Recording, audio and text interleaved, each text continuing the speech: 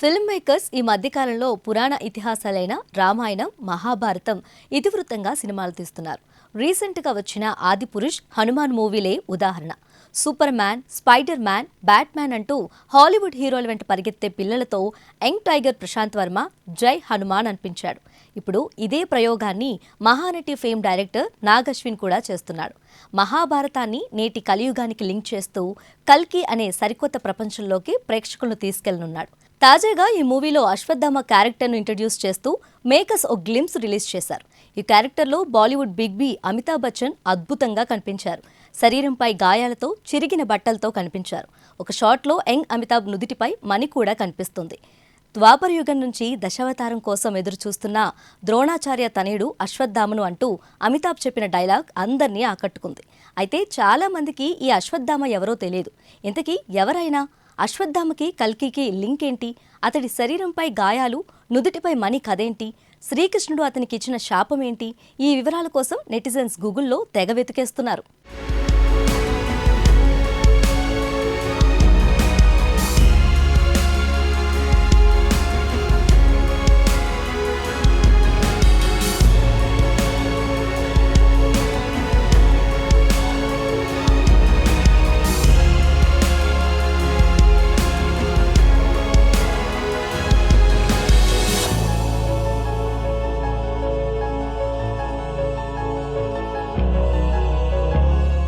పాండవులు, కౌరవుల గురువైన ద్రోణాచార్యుడి ఏకైక కుమారుడు అశ్వత్థామ.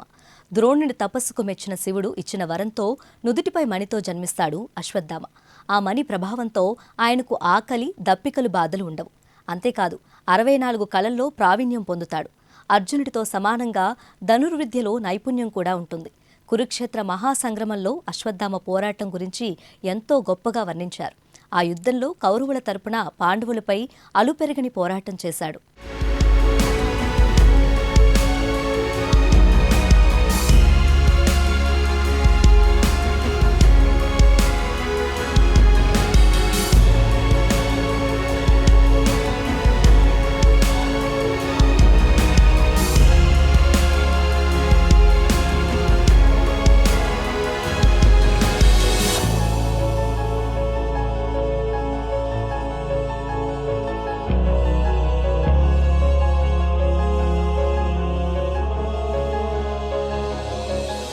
మహాభారత సంగ్రామంలో ద్రోణాచార్యుడు కౌరవుల పక్షాన నిలబడ్డారు.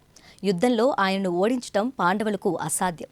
దీంతో ధర్మ పరిరక్షణ కోసం కృష్ణుడు ఓ పథకం వేశాడు. ఎప్పుడూ అసత్యం పలకని ధర్మరాజును పిలిచి అశ్వత్థామ చనిపోయాడని చెప్పమని కోరతాడు. ముందు ధర్మరాజు అందుకు ఒప్పుకోడు. కానీ కృష్ణుడు సూచన మేరకు సరేనంటాడు. పాండవ సైన్యంపై ద్రోణాచార్యుడు విరుచుకుపడుతున్న సమయంలో ఆయన ఎదురుగా ధర్మరాజు వచ్చి అశ్వత్థామ అతహ అని గట్టిగా చెబుతాడు. ఆ తర్వాత కుంజరహ అని నెమ్మదిగా అంటాడు. ఆ మాటతో తన కుమారుడే మరణించాడనుకొని ద్రోణాచార్యుడు యుద్ధంలో అస్త్ర సన్యాసం చేస్తాడు. ఇదే అదునుగా పాండవులు ద్రోణాచార్యుణ్ణి చంపేస్తారు. అనంతరం కౌరవ సైన్యాన్ని మట్టుబెట్టి మహాభారత యుద్ధంలో విజయం సాధిస్తారు.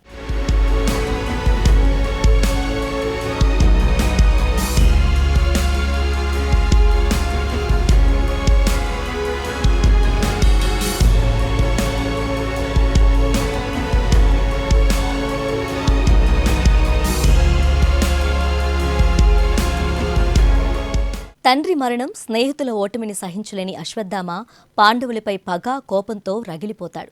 పాండవులను ఎలాగైనా అంతం చేస్తానని దుర్యోధనుడి మరణానికి ముందే అశ్వత్థామ మాట ఇచ్చాడు. శివుని అనుగ్రహంతో వరం పొందిన అశ్వత్థామ ద్రౌపదీ పుత్రులైన 5 ఉప పాండవులను చంపేశాడు. ఈ విషయం తెలుసుకున్న శ్రీకృష్ణుడు పాండవులు అతన్ని వెంటాడుతారు. గురుపుత్రుడన్న కారణంగానే అతన్ని చంపకుండా వదిలేస్తారు. అయితే అశ్వత్థామ కపటబుద్ధి తెలిసిన శ్రీకృష్ణుడు అతడు మరో దారుణానికి ప్రయత్నించకుండా అడ్డుకునేందుకు పాండవులతో కలిసి కౌరవ శిబిరానికి చేరుకుంటాడు. అప్పటికే అశ్వత్థామ వ్యాసుడి ఆశ్రమానికి వెళ్లడంతో శ్రీకృష్ణుడు అక్కడికి వెళతాడు.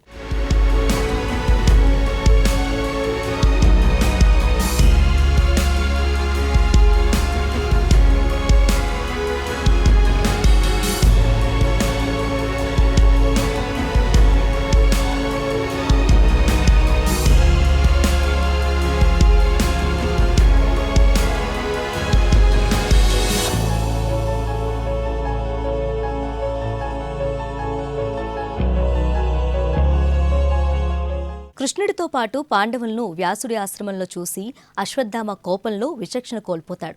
తన తండ్రి అనుగ్రహించిన బ్రహ్మాస్త్రాన్ని ప్రయోగిస్తాడు. దానికి అడ్డుకోవాలని కృష్ణుడు అర్జున్ని ఆదేశిస్తాడు. అర్జునుడు తపోశక్తికి అదే అస్త్రాన్ని మరోవైపు నుంచి ప్రయోగిస్తాడు. ఈ రెండూ ఒకదానికొకటి ఢీకొంటే ప్రళయమే, భూమి సర్వనాశనం అయిపోతుంది. అందుకే ఆ ఉపద్రవాన్ని గ్రహించిన వ్యాస మహర్షి నారదుడు అస్త్రాన్ని ఉపసంహరించుకోవాలని అర్జున్ని కోరతారు. దీంతో అర్జునుడు తన అస్త్రాన్ని వెనక్కి తీసుకుంటాడు.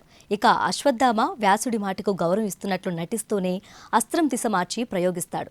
అది పాండవుల భార్యలు కోడల గర్భాలను విచ్ఛిన్నం చేస్తుంది.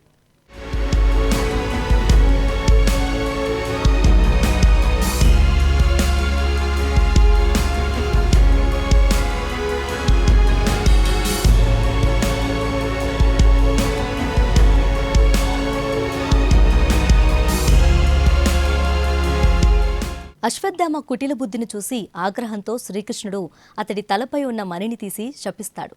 ఒంటి నుంచి రక్తం కారుతూ దుర్గంధంతో ఆహారం దొరక్క మండిపోతున్న శరీరంతో ఈ భూమి మీదే తిరుగుతావు. నీ దగ్గరికి రావటానికి ఎవరూ సాహసించరు.